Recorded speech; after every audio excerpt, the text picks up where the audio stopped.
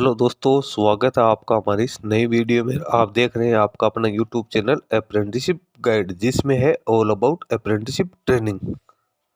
तो बहुत सारे अप्रेंटिस कैंडिडेट हैं जिनके लगातार कमेंट्स आ रहे हैं, उनकी क्वेरीज आ रही है कि सर हमें अप्रेंटिसशिप जिस कंपनी में हम कर रहे हैं वहाँ पे हमें कई तरह के जो एक्सपेंसेस है वो खुद को करने पड़े, जिससे अप्रेंटिस को हमें क्या क्या सुविधाएं मिलती हैं क्या नहीं मिलती, उस चीज़ के बारे में आप डिटेल वीडियो बनाओ। दोस्तों बहुत सारे कैंडिडेट्स हैं जो कि अप्रेंटिसशिप कर रहे हैं और वो कैंडिडेट कह रहे हैं कि सर हमारे जो अकोमोडेशन का चार्जेज है वो हमें खुद को पेड करना पड़ रहा है और जो फूड का खाने का चार्जेज है वो भी हमें खुद को पेड करना पड़ रहा है। तो दोस्तों अप्रेंटिस ट्रेनिंग में कौन कौन सी चीज़ें हैं जो शामिल होती है और कौन कौन सी चीज़ें नहीं होती है, तो वो चीज़ इस वीडियो में आपको बताने वाला हूँ। दोस्तों अप्रेंटिस ट्रेनिंग के दौरान कैंडिडेट को क्या क्या फैसिलिटीज है सुविधाएं मिलती है और कौन कौन सी ऐसी चीज़ें हैं जिसका वहन कैंडिडेट को खुद को करना पड़ता है, उसका खर्चा कैंडिडेट को खुद को उठाना पड़ता है। ये चीज़ जब आपको नोटिफिकेशन निकलता है तो उसी नोटिफिकेशन में क्लियर दी हुई होती है, लेकिन कैंडिडेट्स क्या करते हैं उस नोटिफिकेशन को पूरा पढ़ते नहीं है और जल्दबाजी में एप्लीकेशन फॉर्म वो सबमिट कर देते हैं, ट्रेनिंग शुरू कर देते हैं। उसके बाद में जब कैंडिडेट के खर्चा लगता है तो कैंडिडेट है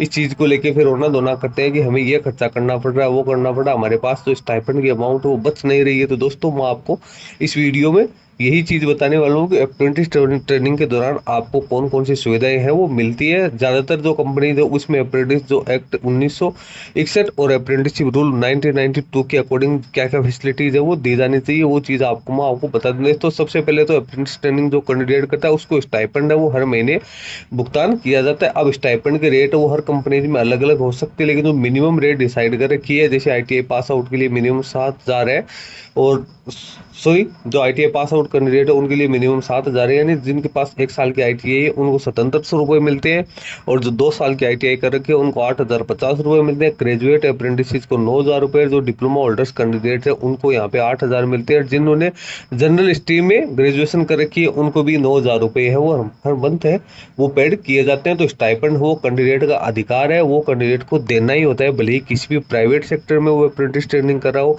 या गवर्नमेंट सेक्टर में अप्रेंटिस ट्रेनिंग कर रहा हो। तो कैंडिडेट्स को है स्टाइपेंड का पेमेंट हर महीने एस्टेब्लिशमेंट की ओर से किया जाता है, जो कंपनी है वो आपको हर महीने पेमेंट है वो करती है। तो ये फैसिलिटी है वो सभी कैंडिडेट्स को मिलती है। स्टाइपेंड के रेट इससे ज़्यादा हो सकते हैं, कई कंपनीज है जो 15-15 हज़ार रुपये भी कैंडिडेट को है वो स्टाइपेंड का पेमेंट करती है। उसके बाद में 2 नंबर की जो है कैंडिडेट को लीव मिलता है, यहाँ पे लीव की फैसिलिटीज देना कंपनी का अधिकार है, सॉरी जो प्राप्त करना हुआ अप्रेंटिस को देती है कंपनी। लीव है वो कंपनी अप्रेंटिस रूल्स की बात करें तो पहले नियम यहाँ पे स्पष्ट था कि इतनी छुट्टियां कैंडिडेट को मिलनी चाहिए, लेकिन उसके बाद में इसमें अमेंडमेंट हो गया और कंपनीज में जो रूल्स लागू है लीव के उसी के अकॉर्डिंग कंपनीज अब है वो कैंडिडेट को छुट्टियां है वो प्रोवाइड करती है। नॉर्मली अपन बात करें तो कैंडिडेट को 12 से 15 CL यानी कैजुअल लीव है वो हर साल मिलती है। ज़्यादातर कंपनी में 15 CL आपको देखने को मिलेगी, 15 कैजुअल लीव है वो कैंडिडेट के जरूरी काम होता है।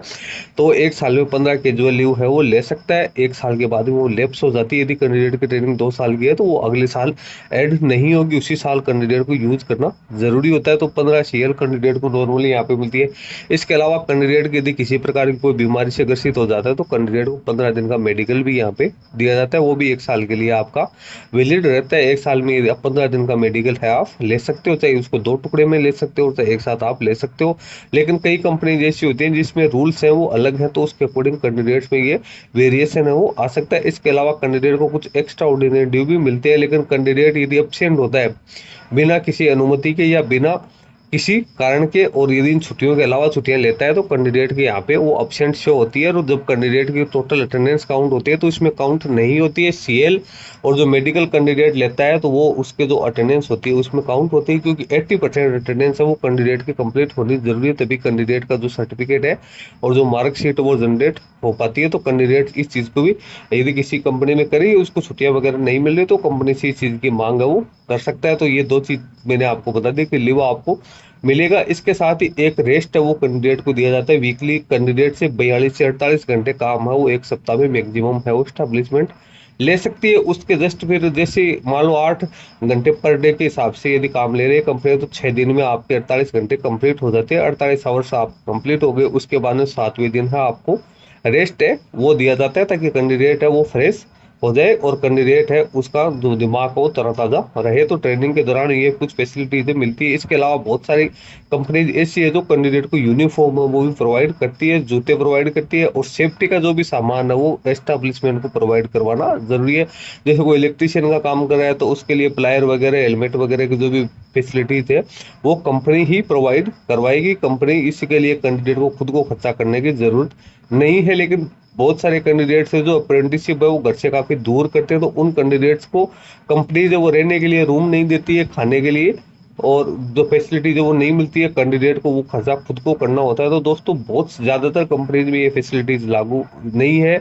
ज्यादातर कंपनीज में आपको यही देखने को मिलेगा कि अप्रेंटिस ट्रेनिंग के दौरान जितना भी एकोमोडेशन का जो खर्चा है वो कैंडिडेट को खुद को ही उठाना पड़ता है। किसी प्रकार की का जो भत्ता है या अलाउंस है वो कंपनी नहीं मिलती है। सिर्फ फिक्स अमाउंट जो आपको स्टाइपेंड है वही कंपनी की ओर से पेड किया जाता है। तो कैंडिडेट नोटिफिकेशन जब जारी होता है तो उसमें स्पष्ट लिखी होती है कि आपको कोई टीएडीए नहीं दिया जाएगा, कोई अकोमोडेशन की फैसिलिटीज आपको नहीं दी जाएगी। इसके साथ ही कोई एम्प्लॉयमेंट की गारंटी नहीं होती, यानी अप्रेंटिसशिप करने के बाद में आपको परमानेंट रोजगार मिले इसकी कोई गारंटी नहीं है। यदि उस कंपनी में वैकेंसी निकलती है ये तो उसमें हो सकता है आपको कुछ वेटेज है वो दे दिया जाए, लेकिन परमानेंट एम्प्लॉयमेंट की यहाँ पे किसी प्रकार की कोई गारंटी नहीं होती है। तो मैं सभी कैंडिडेट्स को ये चीज कह देना चाहता हूँ कि आपको अकोमोडेशन वगैरह का यदि आपको चार्ज पेड किया आपसे लिया जा रहा है तो उसमें कोई बात नहीं है। आपके नोटिफिकेशन में यदि वो चीज़ लिखी हुई है तो वो पेड आपको ही करना पड़ेगा। जो फैसिलिटीज मैंने आपको बताई, स्टाइपेंड है, लीव्स है, यूनिफॉर्म है, और जो सेफ्टी के जो जितने भी आपको इक्विपमेंट देने होते हैं तो यही कंपनी प्रोवाइड करवाती है। कुछ के अलावा दोस्तों जितने भी अप्रेंटिस ट्रेनीज होती हैं उनको किसी प्रकार का पीएफ यानी प्रोविडेंट फंड और ईएसआई का लाभ भी यहाँ पे नहीं दिया जाता है, क्योंकि गवर्नमेंट का रूल इसमें स्पष्ट बना हुआ है कि जो अप्रेंटिस कैंडिडेट होता है वो एज ए ट्रेनी वहाँ पे ट्रेनिंग ले रहा होता है, तो उसको किसी प्रकार का पीएफ ईएसआई की फैसिलिटीज है वो नहीं मिलती है। ये फैसिलिटी सिर्फ जो वर्कर होता है भले वो टेम्परेरी हो उसको ये फैसिलिटीज है दी जाती है। तो ये कुछ फैसिलिटीज है जो कैंडिडेट्स को नहीं मिलती है, सारी मैंने इस वीडियो में आप लोगों के लिए क्लियर कर। कंपनीज हो सकती है जो आपको अकोमोडेशन